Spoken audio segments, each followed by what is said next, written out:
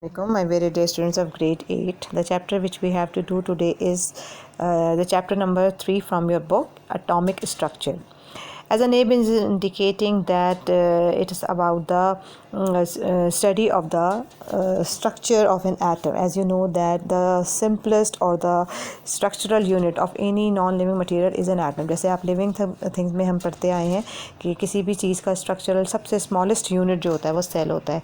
अगर इसी तरह से हम बात करें non living creatures की, किसी भी सॉलिड लिक्विड और गैस के हवाले से, तो उस पर जो सबसे छोटी चीज़ होती है, और ये आज से नहीं, मैंने आपको पहले बताया था कि मुख्तलिफ़ चीज़ों की इन्वेंशन जो है वो सदियों से, हज़ारों साल से चली आ रही है. लोग जो है वो पुरानी चीज़ों में मतलब हमेशा से जो है इंसान क्यूरियस रहा है. तो आज से तकरीबन 5th सेंचुरी में एक ग्रीक फ़िलासफ़र जो था डेमोक्राइटस, उसने सबसे पहले इस बात को डिस्कवर किया कि कोई ऐसी चीज़ भी होती है जो बहुत छोटी होती है और वो मज़ीद डिवाइड नहीं हो सकती. सबसे पहले उसने उसको अपनी लैंग्वेज में, ग्रीस का रहने वाला था और ग्रीक लैंग्वेज में उसने उसको एटोमोस यानी नॉट यानी इनडिविजिबल, जो कि मज़ीद डिवाइड नहीं हो सकता, उसका नाम दिया. उसके बाद फिर आहिस्ता आहिस्ता फर्दर ऑन जो है वो डाल्टन ने और रदरफोर्ड ने और डिफरेंट साइंटिस्ट ने अपनी अपनी डिस्कवरी जो है वो उसके ज़रिए से और स्टडीज़ के ज़रिए से मज़ीद मालूमात जो है वो देते गए. वो कि जब डाल्टन ने ये डिस्कवर किया, वो भी एक केमिस्ट्री पढ़ाता था, एक स्कूल टीचर था, उसने ये बताया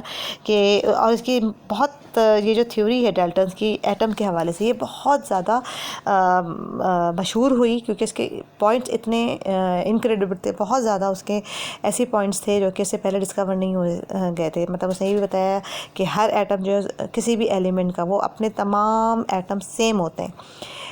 किसी एक एलिमेंट का के बारे में अगर बताया जाए तो उसके सारे एटम जो होते हैं वो बिल्कुल एक जैसे होंगे, क्योंकि एटम जो होता है वो मज़ीद जो है वो एलिमेंट्स तो हम कह सकते हैं कि वो एटम में डिवाइड हो रहे हैं, लेकिन एटम के अंदर कुछ ऐसी खासियत होती है कि अगर कोई एक एलिमेंट है तो उसके जितने भी एटम्स होंगे वो सबके अंदर सेम प्रॉपर्टीज़ है, वो बिल्कुल एक दूसरे से आइडेंटिकल होंगे. फिर इसी तरह से अगर ये भी बताया कि मुख्तलिफ़ केमिकल रिएक्शंस जो होते हैं वो एक्चुअली किसकी वजह से होते हैं. एटम्स जो होते हैं वो अलग अलग फॉर्म्स में रीअरेंज होते हैं. ठीक है, यानी कहने का मकसद ये है कि एटम्स जो हैं वो पर्टिकुलरली बेसिकली नहीं चेंज हो रहे, बल्कि उनकी जो अरेंजमेंट होती है जिसकी वजह से कि कोई भी केमिकल रिएक्शन जो है वो परफॉर्म होता है. और उसी ने ये बात बताई कि एक एटम जो है वो ना ही क्रिएट किया जा सकता है और ना ही डिस्ट्रॉय किया जा सकता है. हाँ, ये है कि अलबत्ता उनकी अरेंजमेंट में आपस में चेंजिंग होती है, जिसकी वजह से कोई ना कोई केमिकल फ़र्क आ जाता है. फिर मॉडर्न एटॉमिक थ्योरी में डाल्टन की इस थ्योरी से बहुत हेल्प मिली, लेकिन बाद में ये बात जो है वो मज़ीद क्लियर होती गई कि एटम जो है वो मज़ीद अपने सब एटॉमिक पार्ट्स या सब एटॉमिक पार्टिकल्स पर भी मुश्तमिल होता है. जैसे आपने पढ़ा है ना कि एक एटम है, उस एटम के अंदर क्या होता है, न्यूक्लियस. उस न्यूक्लियस के अंदर न्यूट्रॉन और प्रोटॉन्स होते हैं, जबकि जो बाहर एक चीज़ जो है वो रिवॉल्व कर रही होती है वो क्या होती है, वो होता है उसका शेल. शेल के अंदर जो है वो इलेक्ट्रॉन्स रिवॉल्व कर रहे होते हैं, जबकि न्यूक्लियस के अंदर, एटम के अंदर दो इंपॉर्टेंट पार्ट्स हैं, उसके शेल और उसका न्यूक्लियस. न्यूक्लियस के अंदर उसके न्यूट्रॉन्स और प्रोटॉन्स रिवॉल्व करते हैं, जबकि उसका जो शेल होता है उसके अंदर इलेक्ट्रॉन्स रिवॉल्व करते हैं. ये भी हम पढ़ते आए हैं कि जो एटम होता है जो इलेक्ट्रॉन्स होते हैं उसके ऊपर कौन सा चार्ज होता है, नेगेटिव चार्ज, और जब प्रोटॉन होता है, पी से याद रखिएगा, पॉजिटिव चार्ज. और न्यूट्रॉन के ऊपर ना ही कोई पॉजिटिव चार्ज होता है ना कोई नेगेटिव, बल्कि न्यूट्रल कहलाता है. तो इस चीज़ के लिए मज़ीद डिस्कवरीज मुस्तकिल की जाती रही, और ये बात उन्होंने करी कि जो इलेक्ट्रॉन होता है उसके ऊपर जो नेगेटिव चार्ज होता है लेकिन उसका मास तकरीबन ना होने के बराबर होता है, जबकि प्रोटॉन जो होता है वो पॉजिटिव चार्ज होता है, उसका एक ख़ास वज़न भी होता है, जबकि न्यूट्रॉन का चार्ज तो कोई नहीं होता, अलबत्ता उसके पास सबसे ज़्यादा मैक्सिमम वेट हो सकता है, तकरीबन ये प्रोटॉन के बराबर होता है. अच्छा, जब आप न्यूक्लियस का नाम सुनते हैं तो कुछ हैवी एलिमेंट्स ऐसे होते हैं जिसके न्यूक्लियस बड़े कह सकते हैं अनस्टेबल होते हैं. उसके अंदर से कुछ रेडिएशंस जो हैं वो मुस्तकिल एमिट हो रही होती हैं, that type of elements are called as the radioactive elements, और इस प्रोसेस को क्या कहते हैं, रेडियो एक्टिविटी कहते हैं। आपके जहन में जैसे आ रहा है ना कि जैसे इलेक्ट्रॉन पे नेगेटिव चार्ज, प्रोटॉन पे पॉजिटिव चार्ज और इलेक्ट्रॉन्स न्यूट्रॉन्स पे नो चार्ज है या वो न्यूट्रल है, लेकिन इसी तरह से उन्होंने कुछ ऐसे हैवी एलिमेंट्स को उन्होंने डिस्कवर किया जो थोड़े से मोर देन 82 जिनका एटॉमिक मास था, उसके बारे में कि कुछ उनके अंदर इतनी अनस्टेबिलिटी होती है कि उसके न्यूट्रॉन्स उसके जो अंदर के जो पार्टिकल्स होते हैं वो मुस्तकिल डिसइंटीग्रेट हो रहे होते हैं, यानी उनके ऊपर टूट फूट का अमर हो रहा था, जिसकी वजह से इसको हम रेडियो एक्टिव एलिमेंट्स कहते हैं और प्रोसेस को रेडियो एक्टिविटी कहा जाता है।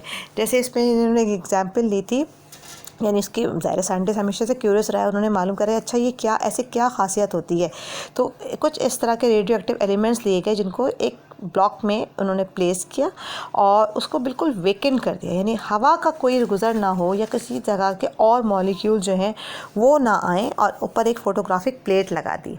अब उसको कुछ टाइम दिया, वो एक रेडियो एक्टिव एलिमेंट है जिसके अंदर से मुस्तकिल रेडिएशंस क्या हो रही हैं, एमिट हो रही हैं। जब उन्होंने टेस्ट किया तो ये पता चला कि इसमें 3 तरह की रेडिएशंस आ रही हैं। एक जो है वो नेगेटिव साइड की तरफ डिफ्लेक्ट हो गया, एक जो था वो पॉजिटिव साइड की तरफ डिफ्लेक्ट हो गया, और एक जो था वो बिल्कुल स्ट्रेट चला गया, यानी किसी चार्ज के बगैर ही चला गया। तो जो नेगेटिव साइड के ऊपर डिफ्लेक्ट हुआ, इसका मतलब है कि उसके ऊपर कौन सा ऐसा चार्ज है। हम ये बात पढ़ते आए हमेशा से कि हमेशा नेगेटिव और पॉजिटिव एक दूसरे को अट्रैक्ट करते हैं, पॉजिटिव रिपेल करते हैं, नेगेटिव भी रिपेल करते हैं। तो ये आपको नज़र आ रहा है यहाँ पर एक अल्फ़ा की शक्ल बनी हुई है, that is called as alpha. Alpha पे पॉजिटिव चार्ज होता है, क्यों, कैसे पता चला, क्योंकि ये नेगेटिव इलेक्ट्रोड की तरफ या नेगेटिव एस्पेक्ट की तरफ जो है वो डिफ्लेक्ट कर दिया। इसी तरह से जो बी बना हुआ है वो बीटा कहलाता है, और बी जो है उसका मतलब ये क्यों राइट की तरफ उसकी तरफ जा रहा है, माइनस की तरफ, सॉरी ये प्लस की तरफ क्यों जा रहा है, क्योंकि इसके ऊपर ख़ुद जो है ये माइनस चार्ज है, जबकि गामा जो रेज़ है जो बिल्कुल आप स्ट्रेट देख रहे हैं, तो वो चूँकि उसके ऊपर कोई चार्ज ही नहीं है, वो इसलिए बिल्कुल स्ट्रेट फॉरवर्ड जो है वो डिफ्लेक्ट कर दिया। तो इस तरह से इन्होंने बताया, ये बाकायदा तौर से इन्होंने रेडियो एक्टिव एलिमेंट्स को, रेडियो एक्टिव पार्टिकल्स को डिस्कवर किया। फिर इसके बाद इन्होंने ये भी बताया कि इसमें आप ये देखें ना कि किस कदर न्यूक्लियस का जो यहाँ पर एटम का अगर हम स्ट्रक्चर देखें बेसिकली, तो उसमें 2 इम्पॉर्टेंट एस्पेक्ट्स हैं, मैंने अभी आपको बताया था, न्यूक्लियस और इसका शेल। जो न्यूक्लियस आपका पोर्शन नज़र आ रहा है सेंटर में, इसमें क्या चीज़ मौजूद होती है, उसमें होता है सेंटर में न्यूट्रॉन्स और प्रोटॉन्स। न्यूट्रॉन्स पे कोई चार्ज नहीं होता, लेकिन उसका एक वज़न होता है, जबकि छोटी छोटी सी जो आपको सेंटर सराउंडिंग में जो पार्ट्स नज़र आ रहे हैं, जो पार्टिकल्स नज़र आ रहे हैं, ये क्या हैं, ये हैं इलेक्ट्रॉन्स जो कि शेल्स में मूव कर रहे होते हैं। ठीक है, इलेक्ट्रॉन्स में होता है नेगेटिव चार्ज। अच्छा, इलेक्ट्रॉन्स क्या हैं, कोई बहुत कोई सॉलिड पार्टिकल्स नहीं है, सॉलिड नहीं है, बल्कि एक ख़ास तौर से एक पैकेट ऑफ एनर्जी है जो अपने मुख्तलिफ एनर्जी लेवल पे क्या कर रहे हैं, मुस्तकिल रिवॉल्व कर रहे होते हैं। जितने इलेक्ट्रॉन्स होते हैं हमेशा उतने ही प्रोटॉन्स होते हैं। नंबर ऑफ़ इलेक्ट्रॉन्स और नंबर ऑफ़ प्रोटॉन्स हमेशा बराबर रहते हैं, लेकिन बस फ़र्क ये होता है कि इलेक्ट्रॉन्स जो होते हैं वो शेल में रिवॉल्व कर रहे होते हैं, जबकि प्रोटॉन्स कहाँ होते हैं, न्यूक्लियस के अंदर होते हैं। जितने नंबर ऑफ़ प्रोटॉन्स होंगे उतने ही नंबर ऑफ़ इलेक्ट्रॉन्स होंगे, सेम होंगे, यानी जो प्लस चार्ज है वही नेगेटिव चार्ज है, जिसकी वजह से ये दोनों एक दूसरे को न्यूट्रल रखते हैं। तो नंबर ऑफ़ न्यूट्रॉन्स, जो नंबर ऑफ़ प्रोटॉन्स हैं, इसको हम कहते हैं किसी भी एटम का एटॉमिक नंबर। फॉर एग्जांपल, अगर किसी का एटॉमिक नंबर 1 है, इसका मतलब इसके पास एक ही प्रोटॉन मौजूद है। या अगर हम कहते हैं कि अगर किसी के पास 2 एटॉमिक नंबर, अगर किसी का 2 है, इसका मतलब है 2 प्रोटॉन है और 2 इलेक्ट्रॉन्स है, क्योंकि हमेशा ये बताया था कि जितने इलेक्ट्रॉन्स होते हैं उतने ही प्रोटॉन्स होते हैं। हाँ, अलबत्ता नंबर ऑफ़ न्यूट्रॉन्स जो होते हैं वो मुख्तलिफ एलिमेंट्स के चेंज हो सकते हैं। अगर आप न्यूट्रॉन और प्रोटॉन, यानी जो सेंटर में उसका मास है, उसको अगर हम प्लस कर दें तो वो किसी भी एटम का मास नंबर बन जाता है, और जो चीज़ें रिवॉल्व कर रही होती है वो उसका इलेक्ट्रॉन होता है। वो उस इलेक्ट्रॉन को हम क्या कह सकते हैं कि इसका एटॉमिक नंबर है। एटॉमिक नंबर और एटॉमिक मास या मास नंबर में क्या फ़र्क है, जो नंबर ऑफ़ इलेक्ट्रॉन्स होते हैं वो किसी भी एटम का एटॉमिक नंबर होते हैं, जबकि मास नंबर का मतलब ये होता है कि उसके न्यूट्रॉन और प्रोटॉन्स को, जो सेंटर में न्यूक्लियस होता है, उनको अगर हम प्लस करते हैं तो वो उसका क्या बन जाता है, मास नंबर बन जाता है। इसी तरह से अगर आप आइसोटोप्स की बात करें तो आइसोटोप्स क्या हैं? आपको पता है कि हमेशा इलेक्ट्रॉन्स और प्रोटॉन्स, मैंने अभी बताया कि बिल्कुल सेम होंगे, जबकि न्यूट्रॉन्स जो होते हैं वो फ़र्क हो सकते हैं एक दूसरे से, उनका नंबर जो है वो चेंज हो सकता है। तो अगर कोई ऐसा एलिमेंट है जिसके न्यूट्रॉन्स में डिफरेंस आ रहा है तो ये एक दूसरे के क्या हो गया, एक दूसरे का वर्जन हो गई है। आप याद करें, आपने क्लास 6 में भी ये चीज़ पढ़ी थी, आइसोटोप्स पढ़े थे आपने, कि एक ही एलिमेंट के डिफरेंट वर्जन्स हो सकते हैं जो कि एक दूसरे का क्या कहलाते हैं, आइसोटोप्स। आइसो का मतलब होता है सेम। अब जैसे अगर हम यहाँ पे एग्जांपल देखें तो उसमें देखें आप, प्रोटियम है, प्रोटियम, ड्यूट्रियम, ट्राइटियम, ये तीनों किसके आइसोटोप्स हैं, हाइड्रोजन के। एक में पहला वाला जो I1H1 है, इसमें एक ही इलेक्ट्रॉन होता है, ठीक है, एक ही प्रोटॉन होता है, लेकिन इसमें कोई न्यूट्रॉन नहीं होता, इसलिए हम इसको प्रोटियम कहते हैं। ड्यूट्रियम में एक प्रोटॉन है, एक न्यूट्रॉन है और एक इलेक्ट्रॉन है, इसलिए इसका 1H2 इसका ड्यूट्रियम है।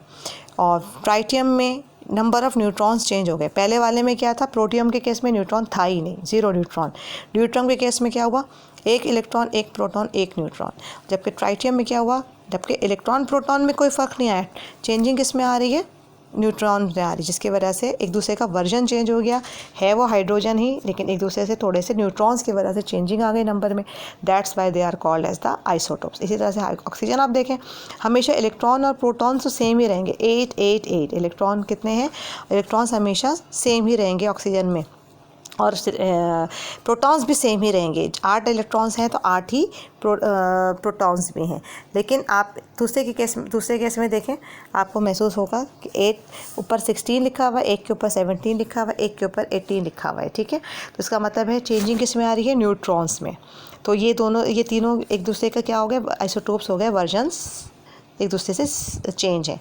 एक ही एलिमेंट के 3 डिफरेंट वर्जन्स हैं। इसी तरह से यूरेनियम है, एक्चुअली कितने होते हैं उसके अंदर प्रोटॉन्स या इलेक्ट्रॉन्स, 92 होते हैं, लेकिन नंबर ऑफ़ न्यूट्रॉन्स जो होते हैं वो मुस्तकिल चेंज हो रहे होते हैं, जिसकी वजह से पहले केस में आप देखें 234, फिर 235 और फिर 236 हुआ, जिसकी वजह से एक दूसरे से ये डिफरेंट होने की वजह से आइसोटोप्स कहलाएंगे। नीचे आप अगर कार्बन का भी देखें तो बिल्कुल इसी तरह से कार्बन के एक्चुअल नंबर ऑफ़ प्रोटॉन्स कितने होते हैं, 6 प्रोटॉन्स होते हैं और 6 ही इलेक्ट्रॉन्स होते हैं। मैंने बताया था कि हमेशा नंबर ऑफ़ प्रोटॉन्स और इलेक्ट्रॉन्स क्यों सेम होंगे, क्योंकि प्लस और माइनस एक दूसरे के हमेशा कैंसिल कर देता है इफेक्ट को। अगर चार्जेस में डिफरेंस हो जाएगा तो फिर एलिमेंट जो है वो अनस्टेबल हो जाएगा, या एटम जो है वो उसमें कोई चार्ज ही प्रॉपर नहीं कंसिडर किया जाएगा। लेकिन न्यूट्रॉन्स पे चूँकि कोई चार्ज नहीं होता लेकिन उसका मास होता है, तो इसकी चेंजिंग की वजह से केमिकल सिंबल अब आप देखें कार्बन का, एक जगह आपको C612 नज़र आ रहा है, एक जगह C613 नज़र आ रहा है, एक जगह C614 नज़र आ रहा है। तो 6 पे तो कोई फ़र्क नहीं आया, क्योंकि इलेक्ट्रॉन और प्रोटॉन हमेशा सेम रहे। फ़र्क किस में आ गया, न्यूट्रॉन्स में। जब 6 और 6 आपस में मिले तो क्या बन गया, 12। 6 और 7 आपस में मिले तो 13।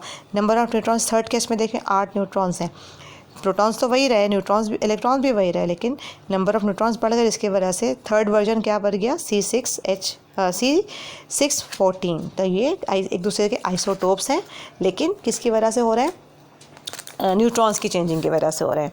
अब ये आइसोटोप्स का फ़ायदा क्या है, आइसोटोप्स कई जगहों पर अक्सर जो है वो डिजीज़ वगैरह की ट्रीटमेंट और डायग्नोसिस, ख़ासतौर से कैंसर वगैरह के लिए इसकी जो थेरेपी है वो इस्तेमाल की जाती है। अच्छा, इलेक्ट्रॉनिक कॉन्फ़िगरेशन क्या है, आप यहाँ पे देखें इसकी एग्जांपल्स के जो मैंने अभी आपको बताया था कि बेसिकली इलेक्ट्रॉन्स जो हैं वो कोई सॉलिड बॉडीज़ नहीं है, बल्कि एनर्जी लेवल्स हैं मुख्तलिफ, और ये एनर्जी की बॉल्स जो हैं ये अपने शेल्स में रिवॉल्व कर रही होती हैं। हर एटम के अंदर मुख्तलिफ शेल्स होते हैं। अगर पहला एटम एक ही एटम है तो उसको एक ही शेल की ज़रूरत है, क्योंकि उसके बाद एक ही इलेक्ट्रॉन है। अगर ज़्यादा नंबर ऑफ़ इलेक्ट्रॉन्स हैं तो उसको मुख्तलिफ शेल्स में वो कैरी करते हैं, यानी पहला शेल कहलाता है K, फिर L, फिर M, फिर N, फिर O, फिर P। इस तरह से ऑर्बिट्स हैं जिस पे मुख्तलिफ जो इलेक्ट्रॉन्स हैं वो रिवॉल्व कर रहे होते हैं। पहले शेल में सिर्फ 2 इलेक्ट्रॉन्स आ सकते हैं, दूसरे शेल में 8, तीसरे में भी 8, और इस तरह से नंबर ऑफ़ इलेक्ट्रॉन जैसे बढ़ते चले जाएंगे, इसी तरह से नंबर ऑफ़ शेल्स भी बढ़ते चले जाएंगे। तो दैट्स अगर किसी भी एटम की इलेक्ट्रॉनिक कॉन्फ़िगरेशन मालूम करनी है तो उसका बेसिक जो फार्मूला होता है वो यही होता है कि n के जो है 2n² उसका फार्मूले के ज़रिए से उसको मालूम कर लिया जाता है कि कौन सा नंबर ऑफ़ शेल है, उसको हम डबल कर देते हैं और उसके साथ 2 से मल्टीप्लाई कर देते हैं। तो इस तरह से टोटल नंबर ऑफ़ इलेक्ट्रॉन्स को मालूम किया जा सकता है, क्योंकि नंबर ऑफ़ इलेक्ट्रॉन्स क्या हैं? इलेक्ट्रॉन्स क्या हैं? बेसिकली एनर्जीज़ हैं। इलेक्ट्रॉन्स क्या एनर्जीज़ हैं जो मुख्तलिफ एनर्जी लेवल्स या शेल्स पर रिवॉल्व कर रही होती हैं।